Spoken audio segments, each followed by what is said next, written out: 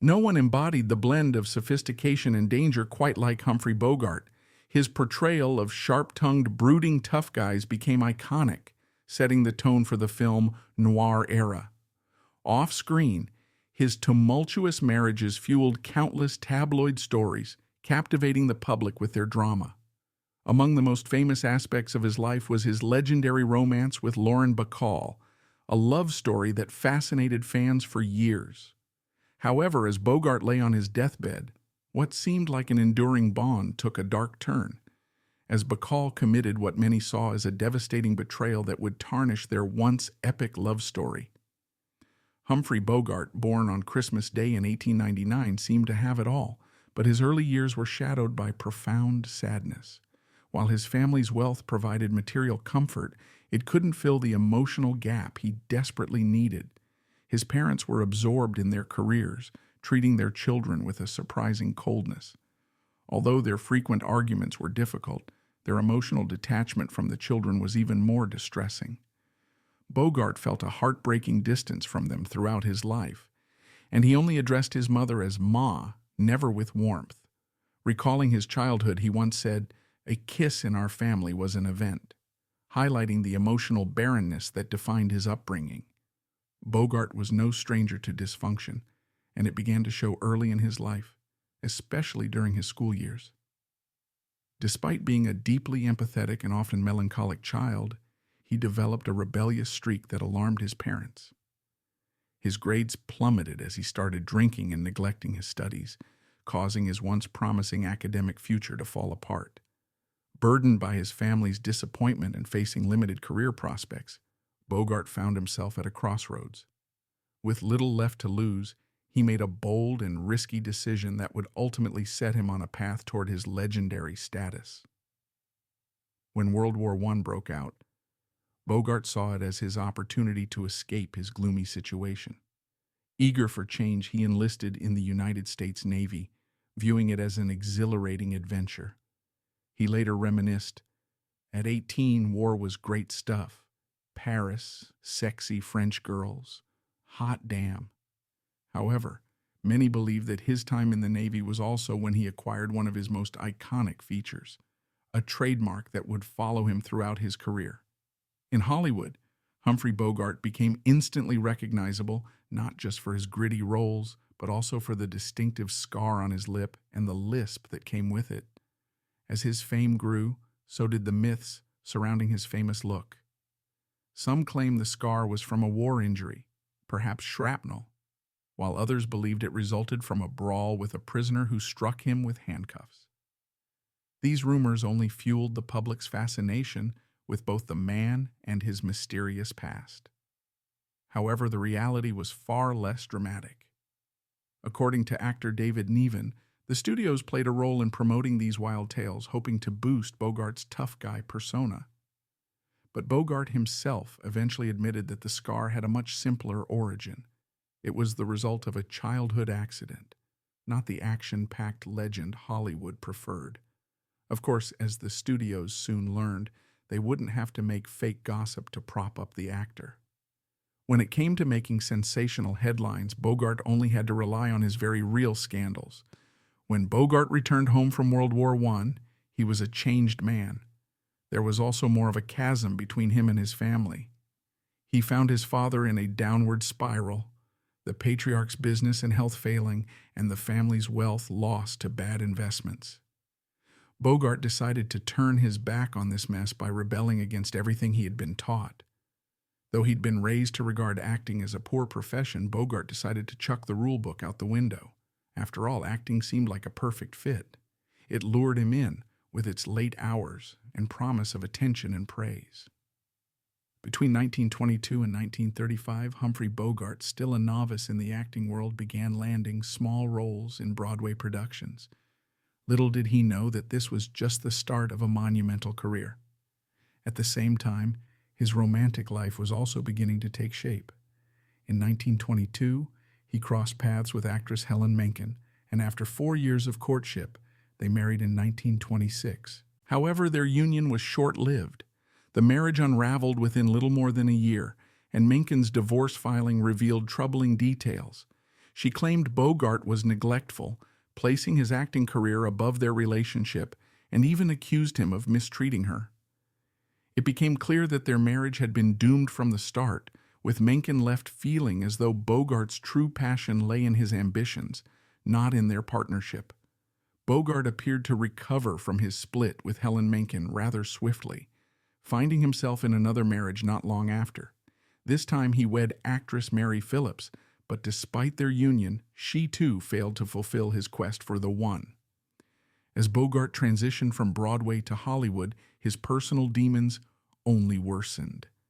His fondness for alcohol became more pronounced, and his growing friendship with Spencer Tracy, who quickly became his regular drinking companion, didn't help matters. Tragedy soon struck, pushing him further into his destructive habits. In 1934, Bogart faced a devastating blow. He visited his father on his deathbed, and shortly afterward his father passed away. This loss sent Bogart spiraling deeper into his already troubling lifestyle, amplifying his struggles with alcohol and compounding the emotional weight he carried. Bogart's family had completely unraveled. His parents had separated, and his father was burdened with debt until his dying days. Yet despite all the turmoil, Bogart was able to find some closure before his father's death, finally expressing the love he had long kept buried. This complex relationship stayed with him in a deeply personal way. Along with his father's debt, Bogart also inherited his father's gold ring, a sentimental piece he wore in many of his films as a constant reminder of the man who had shaped his life. However, this loss wasn't the only source of his growing unhappiness.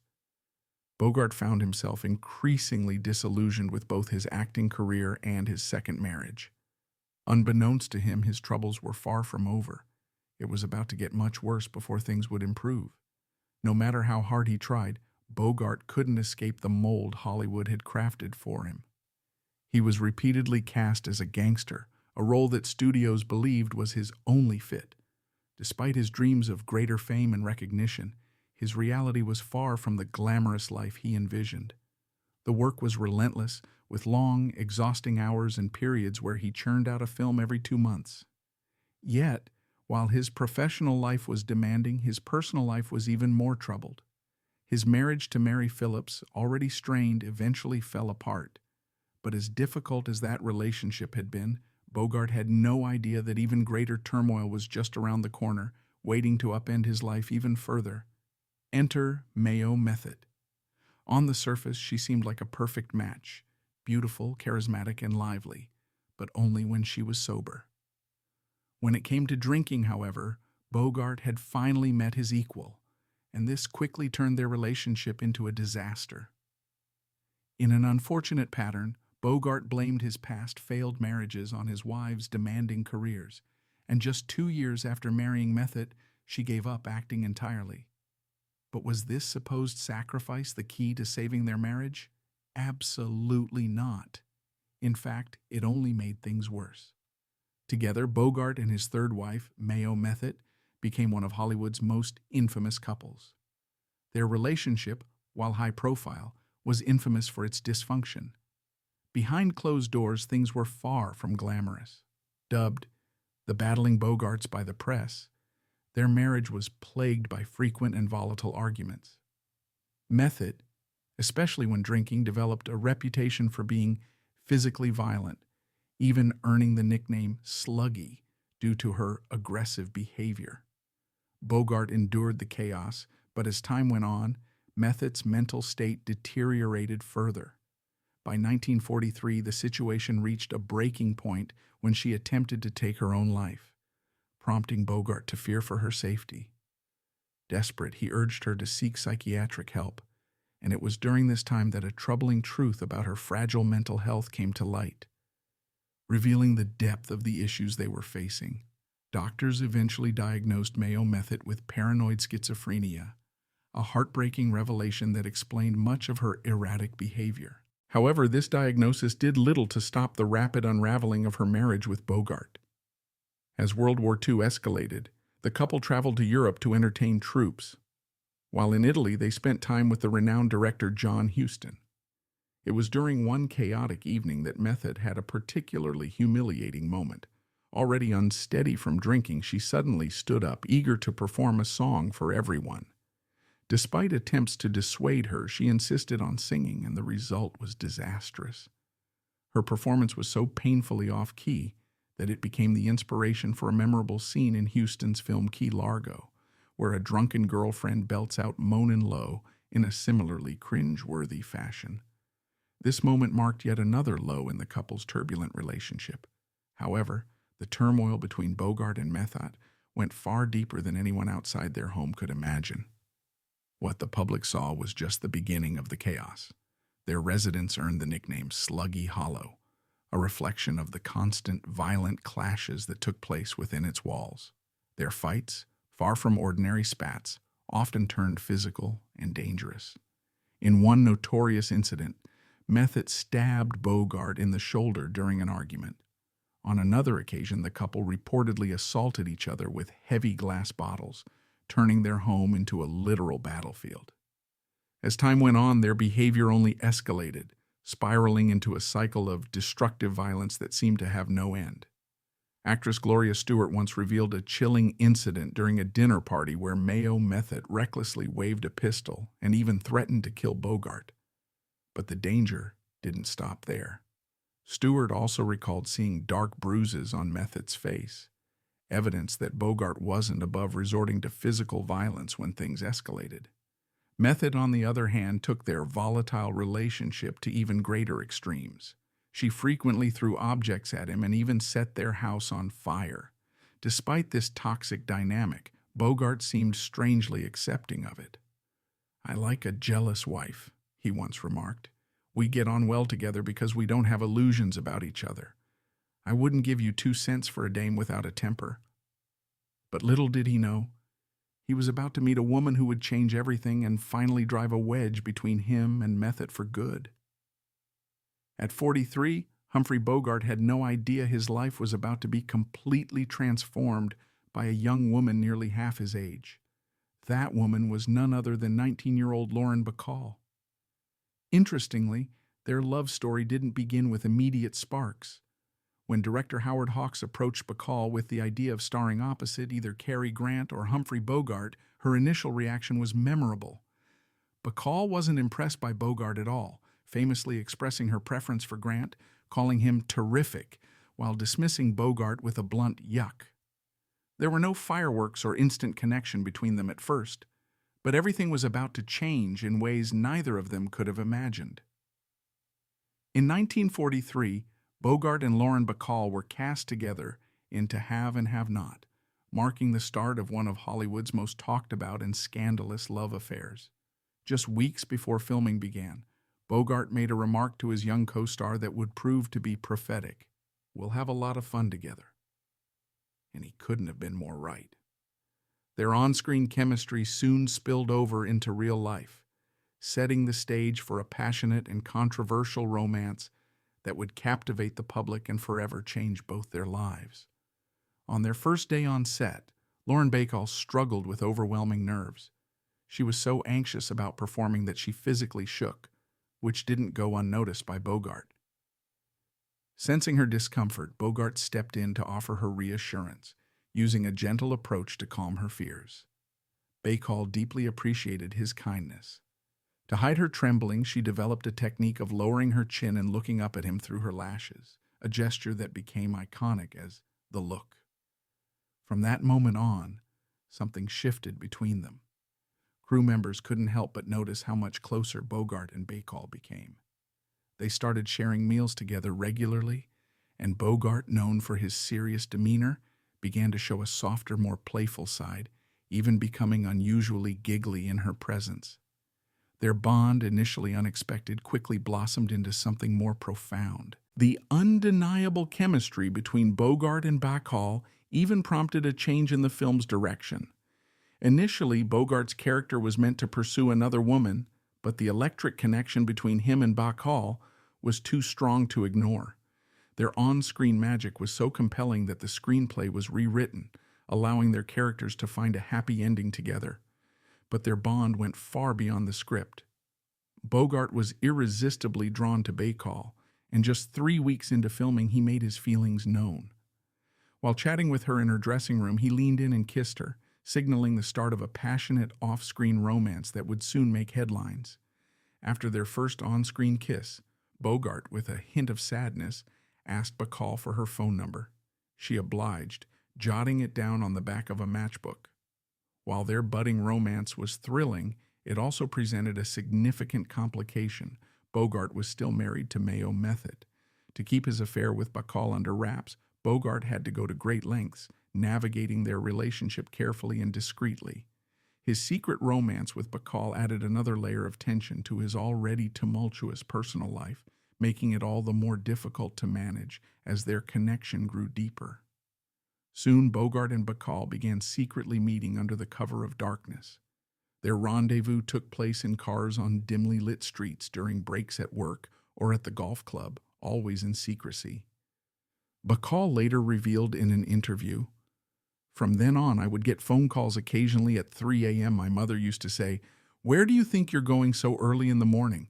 That man, he's a married man.'" Despite the obvious complications, their relationship only deepened as time passed. In a playful nod to their on-screen roles, they began affectionately calling each other Slim and Steve, the nicknames of their characters from To Have and Have Not. Their bond was undeniable, both on and off the screen. When filming wrapped, so did their relationship, at least for the moment. Bogart, still feeling a sense of obligation to his wife, decided to remain in his marriage with Mayo Method. As difficult as it was for him, he parted ways with Bacall, leaving her with a note that was as heartbreaking as it was unforgettable.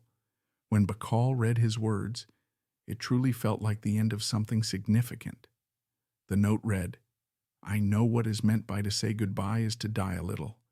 Because when I walked away from you that last time and saw you standing there so darling, I did die a little in my heart." Those words left a lasting mark on Bacall, capturing the deep emotions that still lingered between them despite their separation.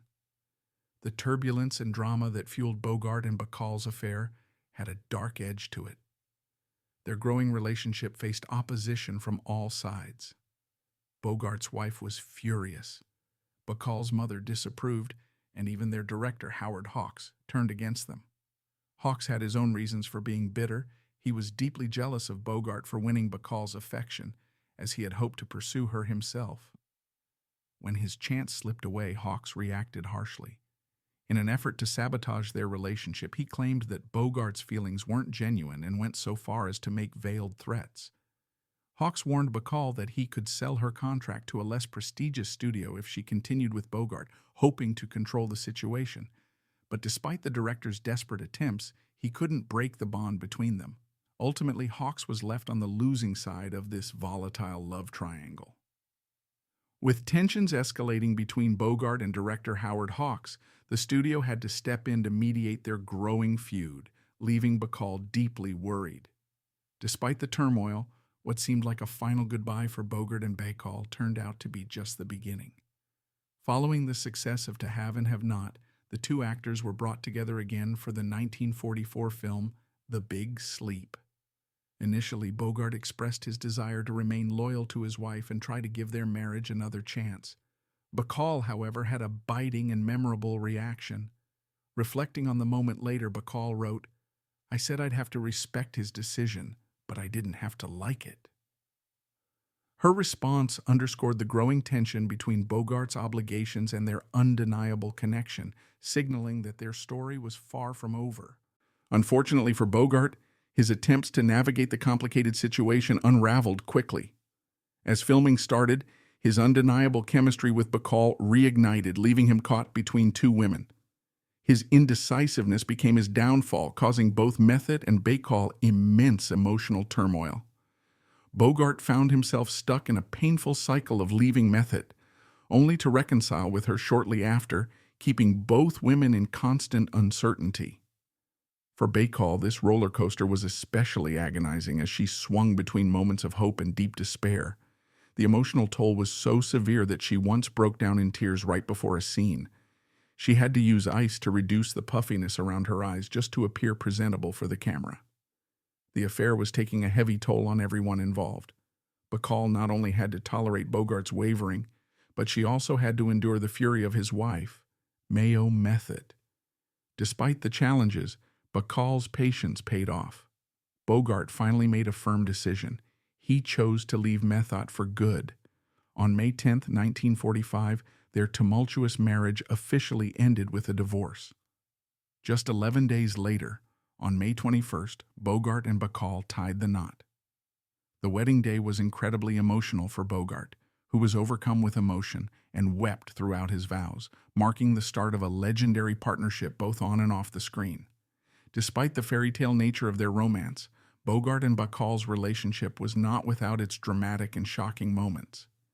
When Bogart learned that Bacall was pregnant, his reaction was anything but joyous. He exploded in anger, and the two became embroiled in a heated argument. Bacall later admitted, "It hadn't occurred to me that at 48 years old and childless, he wasn't ready to be a father. He kept yelling that he hadn't married me just to lose me to a baby." The following day, Bogart penned a heartfelt letter to her, revealing his insecurities and fears.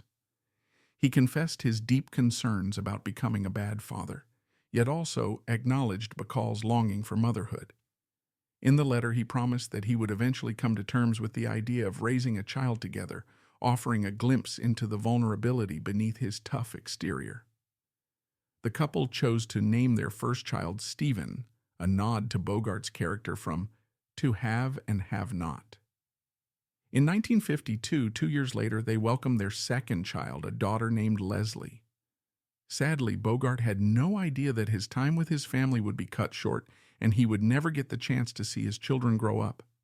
His untimely fate loomed on the horizon, casting a shadow over what had otherwise been a deeply cherished chapter in his life. No one expected the unlikely pairing of Bogart and Bacall to last, but their relationship flourished for 12 blissful years. The couple thrived, with Bacall stepping back from her acting career to focus on raising their family, while Bogart achieved the pinnacle of his career, winning an Academy Award. But their happiness was short-lived. In 1956, Bogart was dealt a devastating blow. He was diagnosed with esophageal cancer. Although he underwent surgery in hopes of recovery, the disease had already spread too far. Bacall cared for him tirelessly, doing everything she could to support him, but it became painfully clear that Bogart's condition was terminal and that he had little chance of survival. The day before Humphrey Bogart passed away, he received a heartfelt visit from some of Hollywood's biggest stars. Frank Sinatra, Spencer Tracy, and Katharine Hepburn came to be by his side in what would be their final moments with him. At just 80 pounds, Bogart's body had completely failed him, but his spirit remained. Katharine Hepburn later recalled one of his final exchanges. Spencer Tracy gently patted Bogart on the shoulder and said, "Good night, Bogey." In response, Bogart turned his eyes to Tracy, smiled softly, and placed his hand over Tracy's, replying, "Goodbye, Spence." Tracy's heart sank. He knew then that it wasn't just a simple farewell. He understood that this was their final goodbye. On January 14, 1957, Humphrey Bogart's life came to a tragic end, cutting his time far too short.